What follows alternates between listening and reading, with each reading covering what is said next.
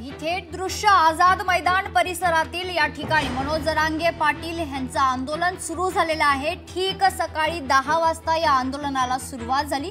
खरं तर 27 ऑगस्टला मराठा आरक्षणाचा मुद्दा घेऊन आंदोलन करणार असं जेव्हा मनोज जरांगे पाटील यांनी सांगितलं होतं। 27 ऑगस्टला या आंदोलनाला सुरुवात झाली।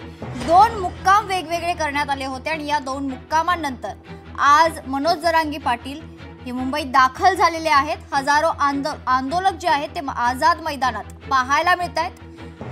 मोठ्या संख्येने हे आंदोलक मुंबईमध्ये दाखल झालेले आहेत। जरांगेंचं आझाद मैदानावरील उपोषण आपण पाहतोय। सरकारने आपल्याला सहकार्य केले तर आता आपल्याला सहकार्य करण्याची वेळ आहे असं खरं तर आवाहन जे आहे मनोज जरांगे पाटील यांनी शांततेचं आवाहन आंदोलकांना केलं होतं। लवकरात लवकर मुंबई खाली करा, रिकामी करा असं आवाहन देखील जरांगे पाटील यांनी मुंबईत दाखल झालेल्या आंदोलकांना केलं होतं। तर सध्या काय अपडेट्स आहेत या आंदोलनाची सविस्तर माहिती जाणून घेऊयात। आमचे प्रतिनिधी उमेश करंजकर आपल्या सोबत जोडले जात आहेत। उमेश, काय सध्याची परिस्थिती? लाखोंच्या संख्येने खरं तर आंदोलक जे आहेत मुंबईमध्ये दाखल झालेले आहेत। उमेश, मेघना, आंदोलन सुरू झालेलं आहे आणि आता मी छत्रपती शिवाजी महाराज टर्मिनस इथं उभा आहे आणि इथं पाहू शकतो की आंदोलक जे आहेत ते अजूनही रस्त्यावर उभे आहेत आणि हा सगळा जो रस्ता आहे तो पूर्णपणे जाम झालेला आहे। शांततेत आंदोलन करण्याचं आवाहन केलं होतं। पोलिसही हे सगळी गर्दी नियंत्रणात आणण्याचा प्रयत्न करतात, मात्र अजूनही गर्दी नियंत्रणात येत नाहीये। जी ट्रॅफिक आहे, रोजची ट्रॅफिक आहे, ती आता आपल्याला इथं पाहायला मिळत नाहीये, कारण मोठ्या प्रमाणात आंदोलक जे आहेत ते रस्त्यावर आहेत। आता सध्या पाऊस पडायला सुरुवात झाली, त्याच्यामुळे थोडीशी पांगापांग जी आहे ती आपल्याला पाहायला मिळते। या सर्व परिस्थितीमध्ये पोलीस सातत्याने प्रयत्न करतायत की आंदोलकांनी रस्ता सोडावा, मैदानाच्या दिशेने जावं। मात्र सध्या जरा पाहिलं फक्त मोठ्या प्रमाणात घोषणाबाजी सुरू आहे। पाऊस असला तरी देखील आंदोलक रस्ता सोडताना दिसत नाहीये, त्याच्यामुळे अत्यंत तीव्रतेने आणि आपल्या आरक्षणाच्या मागणीसाठी हे आंदोलक जे आहेत ते पेटलेले आपल्याला पाहायला मिळतात। काही आंदोलक आहेत त्यांच्याशी पण आपण बोलण्याचा प्रयत्न करूया। दादा, तुम्ही कुठून आलात? आम्ही नाशिकवरून आलेलो। मोठ्या सकाळपासूनच सर्व रस्ते जाम आपल्याला पाहायला मिळतात। अजून खूप गर्दी होणार आहे। अजून आंदोलक येताना हो खूप गर्दी येणार आहे। खूप गर्दी होणार आहे। अजून पाठीमागे राहिलेले लोक जे येत आहेत ते मुंबईमध्ये अजून मैदानावर अजून खूप येणार आहेत। पण ट्रॅफिकचा खूप मोठी समस्या झालेली आहे। आंदोलक मोठ्या प्रमाणात जे आहे ते रस्त्यावर दिसतात। मैदान कमी पडते त्याच्यामुळे का? मैदान हो जागा कमी पडते, पार्किंगला जागा नाही, लोकांच्या गाड्या लावायला वगैरे काही जागा नाही, लोक भरपूर येणार आहेत, अजून पाठीमागे येणार आहेत। प्रशासनाकडनं काही सुविधा करण्यात आल्यात का तुमच्यासाठी? सुविधा काही नाही, मैदानावर जागा केलेली फक्त, बाकी पार्किंग वगैरे व्यवस्था फुल झालेली आहे, सर्व होते तेवढ्या। मग अशाच प्रकारे रस्त्यात आंदोलन कंटिन्यू ठेवणार, चालू ठेवणार? जोपर्यंत आरक्षण भेटत नाही तोपर्यंत मग चालूच ठेवणार आम्ही।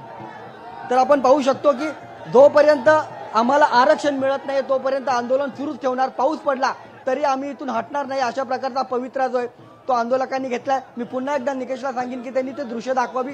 पुन्हा एकदा जोरदार पावसाला सुरुवात झालेली आहे, मात्र आंदोलक रस्ता सोडताना दिसत नाहीये।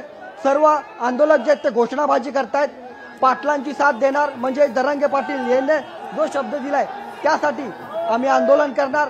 जोपर्यंत आम्हाला आरक्षणाच्या बाबत कोणताही ठोस पाऊल जे उचललं जात नाहीये किंवा सरकारकडून काही ठोस निर्णय घेतला जात नाहीये तेव्हापर्यंत आम्ही मुंबई सोडणार नाही, अशी जी आहे तो निर्णय जो आहे तो निश्चय जो आहे तो सगळ्या आंदोलकांनी केला। आजच्या पुरती जरी परवानगी दिली असली तरी हे आंदोलक मुंबई सोडण्याच्या सध्या तरी मनस्थितीत दिसत नाहीयेत।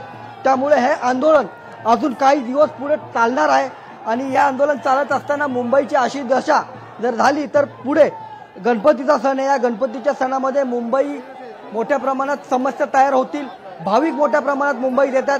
असं असताना आंदोलक जे असतात, आंदोलकांमुळे या सगळ्या परिसरामध्ये अशा प्रकारचा चक्काजाम आपल्याला पाहायला मिळणार आहे। त्यामुळे सध्या तरी उमेश, जर आपण पाहिलं तर आपल्या स्क्रीन प्रमाणे संपूर्ण मुंबई जी आहे उमेश ते हटताना दिसत नाहीयेत। मेघना, उमेश, आपल्या स्क्रीन प्रमाणे संपूर्ण मुंबई जी आहे ती भगवीमय झाले आणि ही गर्दी कमी की काय तर आणखीनही काही लोक येत आहेत असं म्हणणं आहे मराठा आंदोलकांचं, मराठा बांधवांचं। मात्र मनोज जरांगे पाटील यांनी शांततेचं आवाहन केलेलं आहे।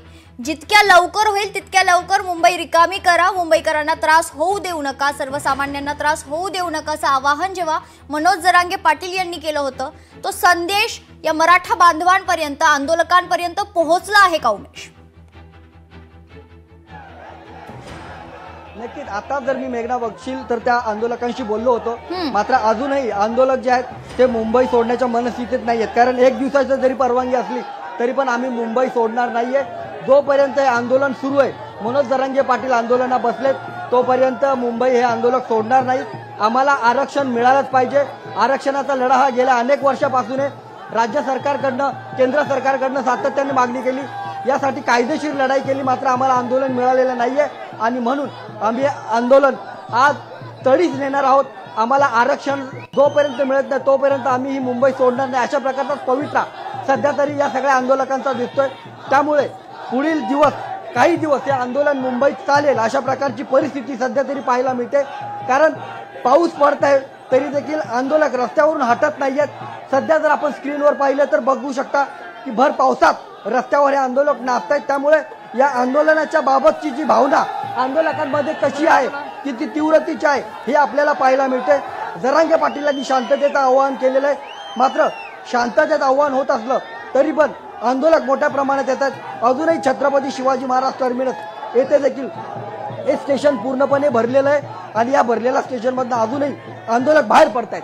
अशा प्रकारची सध्याची परिस्थिती आहे. निश्चित.